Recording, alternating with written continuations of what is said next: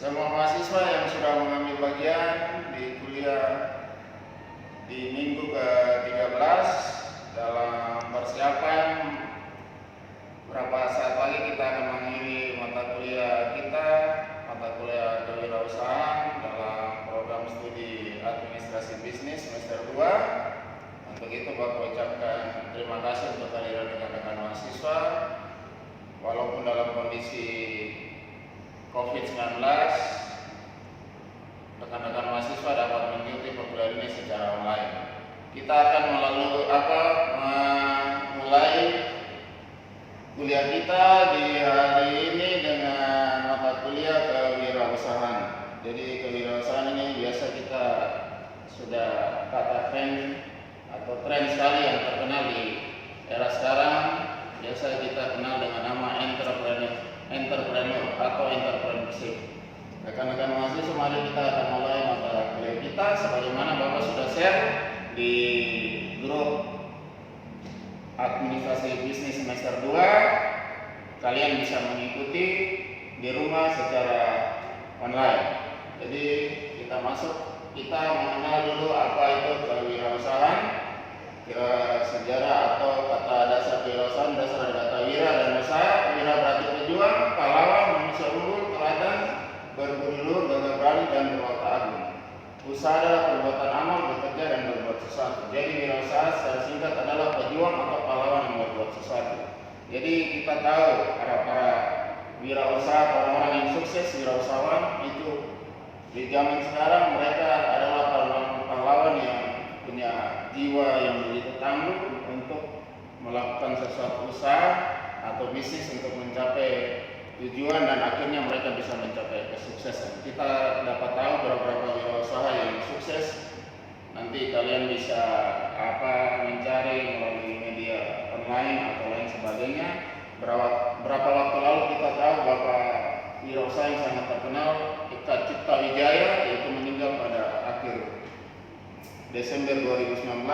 Kita tahu beliau pendiri Sinarmas. Dia dari umur 15 tahun mulai berjualan hanya sebuah biskuit di kota Makassar kurang lebih, dan dia sampai bisa sukses membangun kerajaan bisnisnya. Kerajaan bisnisnya begitu banyak, properti antara lain Sinarmas yang terkenal, dan dia termasuk orang terkaya kedua di Indonesia. Jadi bayangkan, dia beranjak dari 15 tahun. Jadi dengan kata lain kita dapat mendeskripsikan itu jiwa wirausaha, jadi jiwa yang tangguh berjuang terus untuk mencapai kesuksesan. Kita masuk ke materi sejarah kewirausahaan. Wirausaha secara historis sudah dikenal sejak diperkenalkan oleh Richard Castillon pada tahun 1755. Di luar negeri istilah kewirausahaan telah dikenal sejak abad ke-16 dan di Indonesia baru dikenal pada akhir abad 20. Berbagai istilah wirausaha seperti di Belanda dikenal dengan Ondernemer dan lain sebagainya.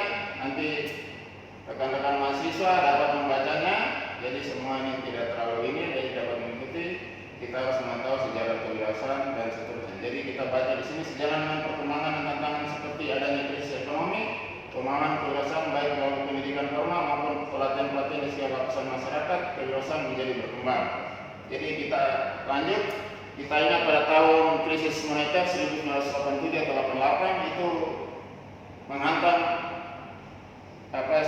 sendi ekonomi kita, dan yang bertahan waktu itu yaitu para wirausaha yang bergerak di bidang UKM dari menengah ke bawah, sedangkan perusahaan-perusahaan besar bergulungan tikar atau bangkrut. Jadi peran wirausaha ini sangat dominan dalam kemajuan suatu daerah, wilayah atau bangsa atau negara. Secara harafiah kewirausahaan terdiri atas kata dasar yang tadi kita sudah baca. Bapak lanjut salah. Dalam bahasa Inggris wirausaha adalah entrepreneur, ialah istilah pertama kali diperkenalkan oleh Richard Castillon di depan tadi Bapak sudah sampaikan. Ini para ahli yang mengumpulkan istilah kewirausahaan. Di sini ada Richard Castillon, Rafael Bernstein mengungkapkan kewirausahaan mencakup kegiatan-kegiatan yang dibutuhkan untuk menciptakan atau melaksanakan perusahaan pada saat semua pasar belum terbentuk atau belum teridentifikasi dengan jelas atau komponen fungsi produksinya belum diketahui, dan seterusnya perang naik. Jadi nanti para mahasiswa bisa membaca daripada materi yang Bapak sudah bagikan. Kita lanjut. Tujuan kewirausahaan. Seorang sosiolog bernama David McLean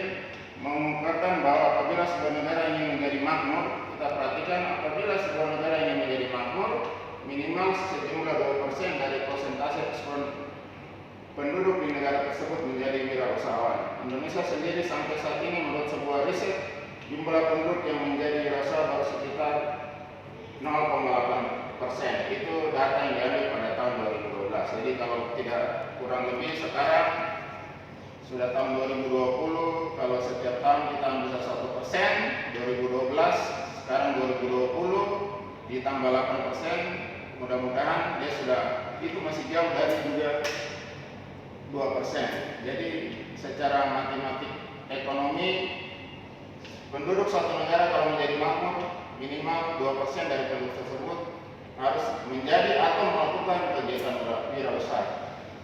Bukan seluruhnya menjadi wirausaha, mungkin dia seorang pegawai negeri atau seorang TNI atau Polri, tapi di samping itu dia melakukan kegiatan-kegiatan wirausahawan.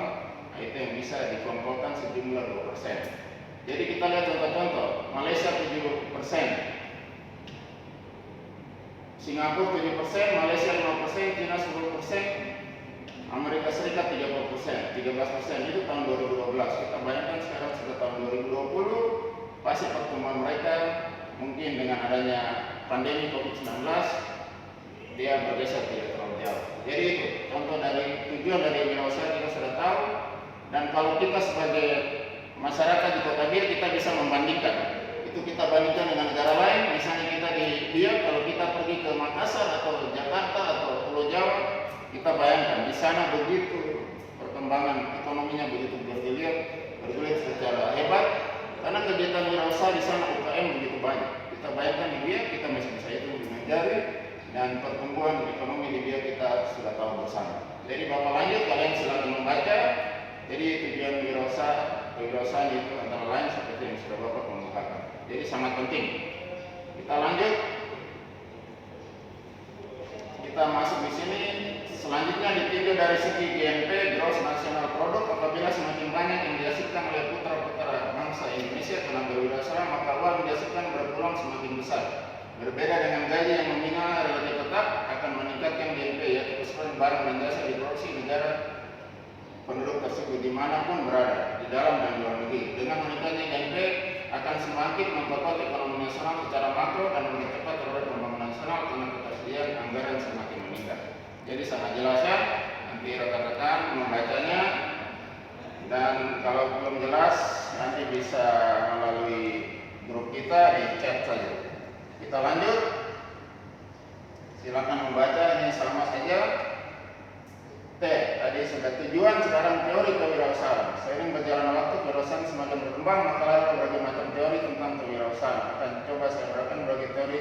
Di antaranya kita lihat teori neoklasik. Nanti sekali lagi rekan-rekan mahasiswa bisa membacanya dan memahaminya.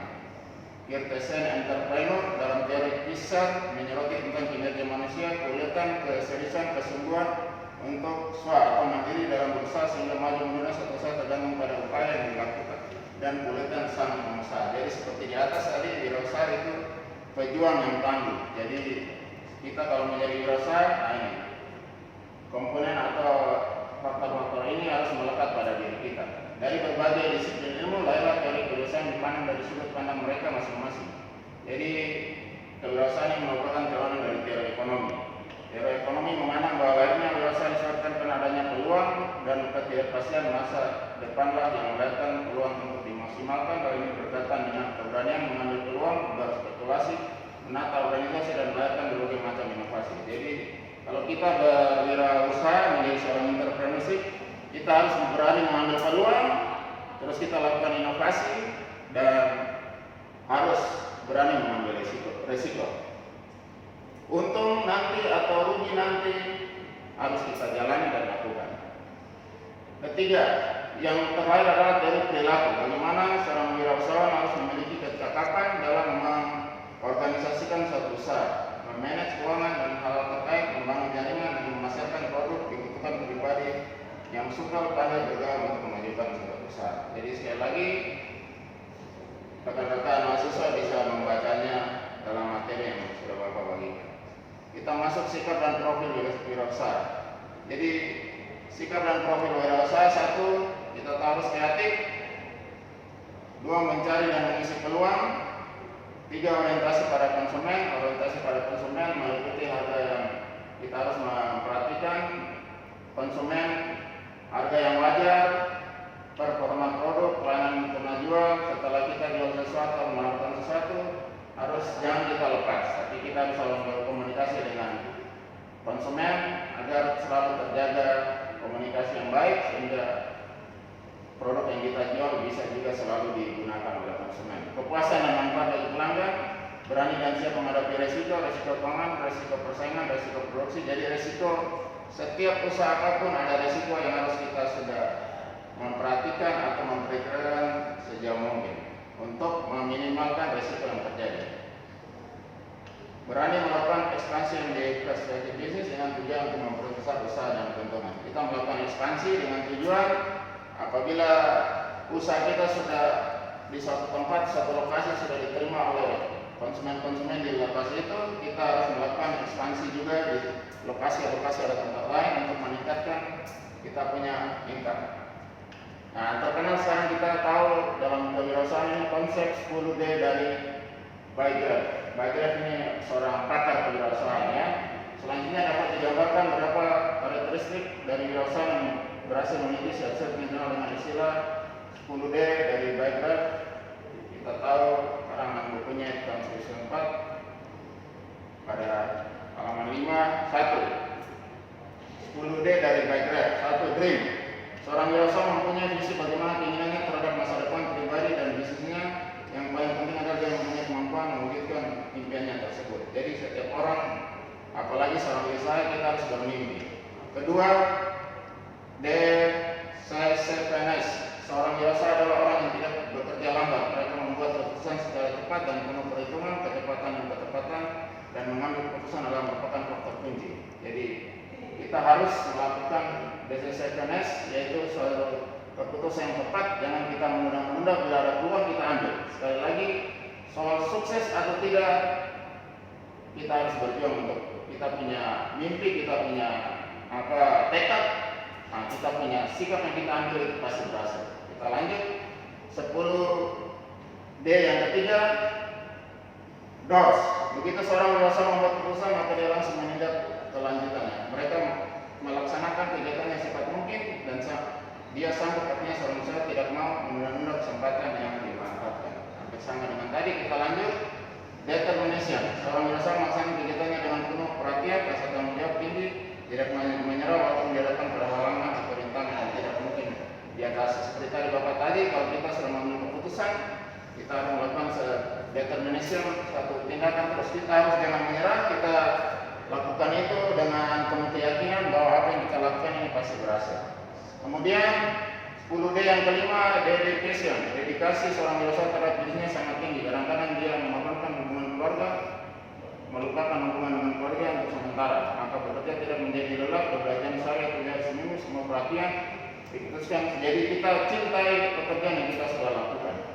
Kata lain begitu, kita cinta keluarga kita seperti kita mencintai pekerjaan yang kita lakukan agar menghasilkan hasil yang maksimal dan bisa berhasil. Kemudian depression berarti kegemaran untuk kegilaan. Demikian seorang usaha mencintai pekerjaan bisnisnya dan mencintai pekerjaan produk yang dia suka. Jadi yang bersama dengan meditasi, kita harus mencintai apa yang sudah kita lakukan. Jadi seperti kita tergila-gila dengan apa yang kita lakukan sehingga kita mempunyai tekad untuk terus melakukan usaha kita dengan tujuan berhasil. 10D yang ketujuh, detail. Seorang wirausaha sangat memperhatikan faktor-faktor kritis secara rinci. Dia tidak mau mengabaikan faktor kecil terlalu yang dapat menghambat kegiatan usahanya. Kita lanjut. 10D yang ke-8, destiny. Seorang wirausaha bertanggung jawab terhadap nasib dan tujuan hendak dicapainya. Dia merupakan orang yang bebas dan tidak mau tergantung kepada orang lain. Jadi sudah pasti kita harus bertanggung jawab apa yang kita lakukan untuk mencapai tujuan. 10D yang ke-9, dolar. Wirausaha tidak sangat mengutamakan mencapai kekayaan. Motivasinya bukan memperoleh uang, akan tapi uang dianggap sebagai ukuran kesuksesan bisnis. Mereka berasumsi jika mereka sukses di bisnis, maka mereka akan mendapatkan laba, bonus atau hadiah berupa uang yang kita sebut dengan dolar. Jadi uang ini merupakan ukuran daripada kesuksesan seseorang melakukan suatu usaha. Semakin uang yang didapat semakin banyak. Jadi itu merupakan ukuran secara umum di dunia bisnis. 10D yang terakhir, distribute. Seorang wirausaha bersih mendistribusikan kepemilikan bisnis terhadap orang-orang kepercayaannya. Orang-orang kepercayaan ini adalah orang yang kritis dan mau diajak untuk mencapai sukses dalam bidang bisnisnya. Jadi kita harus mendistribusikan tugas, tanggung jawab, kepercayaan kepada orang-orang yang tepat dan penuh kejujuran dan kegemaran kepada usaha yang akan dilakukan. Jadi ini rangkuman daripada segala macam tujuan daripada ilmu kewirausahaan. Jadi kita akan menciptakan mahasiswa setelah mempelajari pendidikan kewirausahaan sehingga niatnya, pola pikirnya berubah. Jadi dia mau melihat peluang, mau lihat kesempatan untuk menciptakan pekerjaan. Jadi jangan menunggu-nunggu pekerjaan, jangan mengharapkan pekerjaan dari siapapun, dari pemerintah, dari apa. Tapi kita paling tidak dengan ilmu kewirausahaan ini kita mau mengubah pola pikir kita sehingga kita membangkitkan peluang usaha, peluang kerja. Bahkan kita menciptakan pekerjaan sendiri untuk bisa mendatangkan pekerja-pekerja untuk dapat bisa menghasilkan keuntungan untuk diri mereka sendiri. Jadi ini merupakan rangkuman 8 anak tangga menuju puncak karir berwirausaha yang terdiri atas 1. Mau kerja keras, capacity for hard work, bekerja sama dengan orang lain, thinking down with and top people, penampilan yang baik, sudah kasih good presence, yakin, percaya diri, self confidence, pandai membuat keputusan, making sound decision, mau menambah ilmu pengetahuan, collect education, ambition untuk maju, ambition drive, pandai berkomunikasi, ability to communicate. Jadi demikian apa yang sudah Bapak sampaikan. Semoga rekan-rekan mahasiswa setelah mendengar mata kuliah ini walaupun masih di semester 2 punya pola pikir tumbuh sehingga menciptakan pekerjaan. Dengan adanya menciptakan pekerjaan kita bisa mendatangkan kita bisa membuat orang lain bekerja bersama kita sehingga kita sudah meringankan, walaupun skopnya kecil kita sudah membantu pemerintah dalam hal ini membuka lapangan pekerjaan. Mungkin dari Bapak sekian karena kondisi COVID-19. Kalau ada pertanyaan nanti silakan ditanya di grup yang ada dan Bapak akan memberikan sebuah tugas mandiri untuk kalian bekerja dalam menghadapi tugas UAS yang akan datang. Mungkin sekian dari Bapak. Terima kasih untuk perhatiannya. Assalamualaikum warahmatullahi wabarakatuh. Shalom, salam sejahtera untuk kita semua. Selamat siang.